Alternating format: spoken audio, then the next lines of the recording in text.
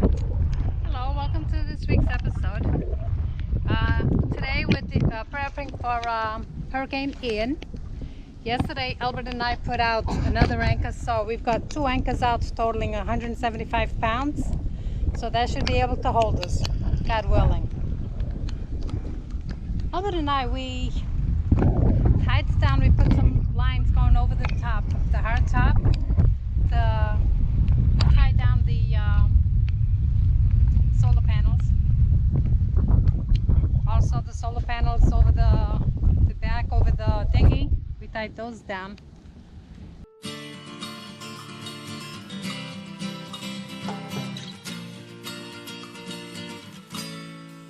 I dream of sailing. You know I always dream of sailing. Take me far away, sailing. You know I always dream of sailing. Freedom on the seas, fire. Dancing on the waves toward places we don't know. Loving life Mercado style and steady as we go. I dream of sailing. And God willing, things come out okay. There's Albert.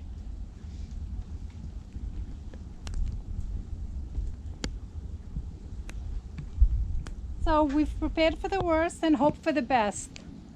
These plants out here should be fine. They're all tied in. We brought up the dinghy as high as it possibly can. So this way there won't be any swinging, or minimum swinging.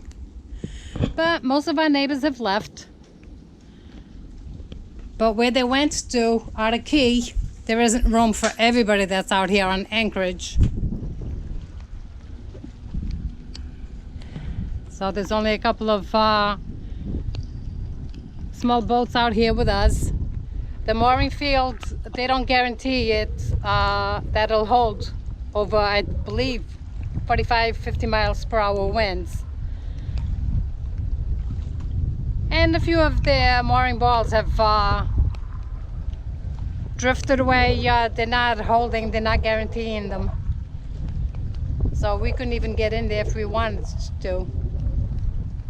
So, in God's hand, I think we've done everything we possibly could. And I think we'll be okay.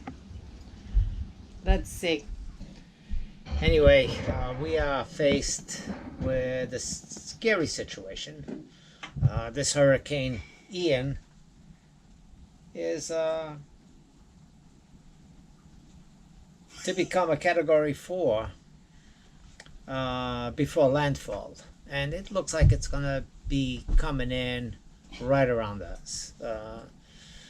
There's still a wide area of certainty as to where it's coming in, but regardless of where it comes in, it's following up the coast, the west coast of Florida, all the way up to Tallahassee. So no matter which part of Florida you are, north of Fort Myers, it's going to impact you. So the last thing I saw on Windy actually shows it going directly into Venice, which is 15 miles south of us. And we're going to get the blunt. Windy has showed me some gusts going up to 100 miles an hour, but that's windy, and that's not a true thing to follow. But it is a good guide. So that's what I saw. So as Fatima said, we have done some preparation of what we thought needed to be done. You know, with a 160 pound anchor, well, 2 80-pound anchors in the front. One is on the chain, one is on the rope. The Mantis is on a rope, the Delta is on the chain. So I figure if one is slipping, the other one might grab.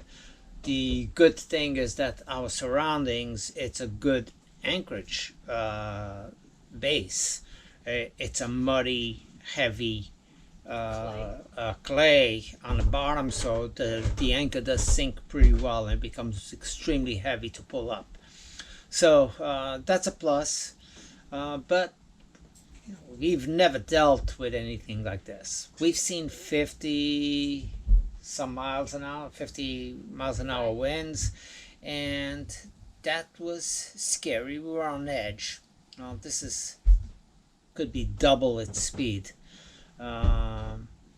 So Fatima is no, I know that. So I have no idea what that means. Now, on a good note, I mean, a lot of great people out there, and people concerned with our well-being. As you know, both my daughter has offered space for us if we needed to go to her house for safety. But I don't want to leave the boat fending for itself because it can't. Whatever happens, happens. If I'm on board, at least I feel I can start the engines up and at the very least be able to stay facing the wind in the event that we are drifting more, or if it's got too much pull, at least we can release some of that pressure off the anchor lines. That's my thinking. My boss, I know some of you know that I'm back to work.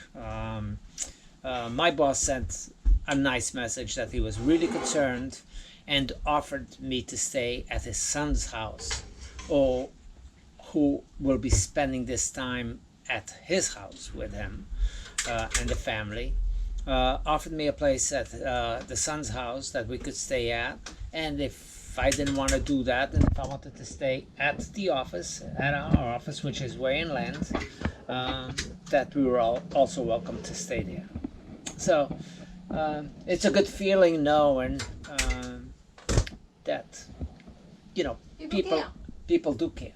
They're always willing to and look out for your safety. I told my boss, and that's really the reason why I work for him, because first he's human and then he's a boss, and he treats me as an equal, and he knows where I stand at all times. So anyway, that's it. I'm thinking of uploading this so you guys know what is the status or what we might be going through, and do we'll a record recording. some of the winds as they Do a come. recording of the actual event as it comes through us, and see what we deal with, and see how we handle the situation, how the boat handles, how my anchors are, and what else. The boaters around us, those that stood around us. Quite a few of them have moved to a slightly more sheltered, and I think that it's